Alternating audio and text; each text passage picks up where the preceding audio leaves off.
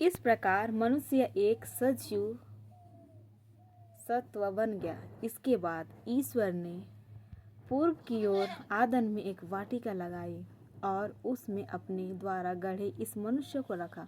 प्रभु ईश्वर ने धरती से सब प्रकार के वृक्ष उगाए जो देखने में सुंदर थे और जिसके फल स्वादिष्ट थे।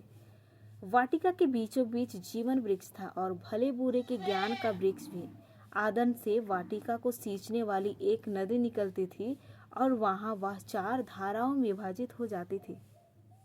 पहली धारा का नाम था पीसोन। यह वह धारा है जो पूरे हवीला देश के चारों ओर बहती है। वहां सोना पाया जाता है। उस देश का सोना अच्छा होता है। वहां गुंगुल और गोमेद भी मिलते हैं। दूसरी धारा का नाम गिहोन है। यह क्रूस देश के चारों ओर बहती है। तीसरी धारा का नाम दालजा है, दजला है। यह आसुर के पूर्व में बहती है।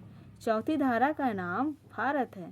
परंतु ईश्वर ने मनुष्य को आदन की वाटिका में रख दिया जिससे वह उसकी खेती बाड़ी और देखरेख करता रहे। प्रभु ईश्वर ने मनुष्य को यह आदेश दिया, तुम वाटिका के सभी वृक्षों के फल खा सकते हो, किंतु भले बुरे के ज्ञान के वृक्ष का फल नहीं खाना, क्योंकि जिस दिन तुम उसका फल खाओगे तो तुम अवश्य ही मर जाओगे। परंतु प्रभु ने कहा, अकेला रहना मनुष्य के लिए अच्छा नहीं, इसलिए मैं उसके लिए एक उपयुक्त सहयोगी बनाऊंगा। तब प्रभु ने मिट्टी से पृथ्वी पर के सभी पशुओं और आकाश के सभी पक्षियों को गढ़ा और यह देखने के लिए मनुष्य उन्हें क्या नाम देगा वह उसके मनुष्य के पास ले चला, क्योंकि मनुष्य ने प्रत्येक को जो नाम दिया होगा वही उसका नाम रहेगा। मनुष्य ने सभी घरेलू पशुओं, आकाश के पक्षियों और सभी जंगली जीव जंतुओं का नाम रखा, किंतु उससे अपने लिए उपयुक्त सहयोगी नहीं मिला।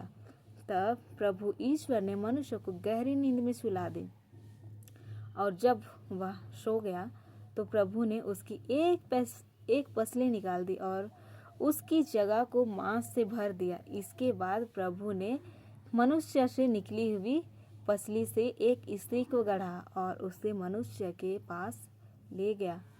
इस प्रकार मनुष्य बोल उठा, यह तो मेरी हड्डियों की हड्डी है और मेरे मांस का मांस। इसका नाम नारी होगा, क्योंकि यह न तो नर से निकाली गई है, क्योंकि यह तो नर से निकाली गई है। इस कारण पुरुष अपने माता पिता को छोड़ेगा और अपनी पत्नी के साथ रहेगा और वे दोनों एक शरीर हो जाएंगे। वह मनुष्य और उसकी पत्नी दोनों नंगे थे, फिर भी उन्हें एक दूसरे के सामने लज्जा का अनुभव नहीं होता था। तो मेरे प्यारे दोस्तों, आप लोगों को यह मनुष्य का उत्पत्ति का जो कहानी है बाइबल के द्वारा जो बताया गया है वो आप लोगों को कैसे लगा, प्लीज़ कमेंट करके बताइएगा। और मैं जो भी अभी पढ़ी ये बाइबल में लिखा हुआ है, मैं कहीं से आप लोगों को बोल नहीं रही हूँ, ये पुस्तक में लिखा हुआ है। तो आप अगर देखना चाहते हैं तो आप देख सकते हैं। उत्पत्ति ग्रंथ अध्याय 2 पद संख्या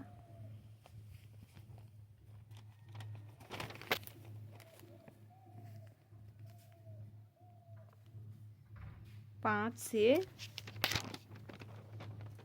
22 में है ये वर्णन। अगर आप लोगों को ये सभी बातें झूठी लगती है तो आप लोग बाइबल में देख सकते हैं, ढूंढ सकते हैं। तो थैंक यू सो मच अगर आप बने हुए हैं तो।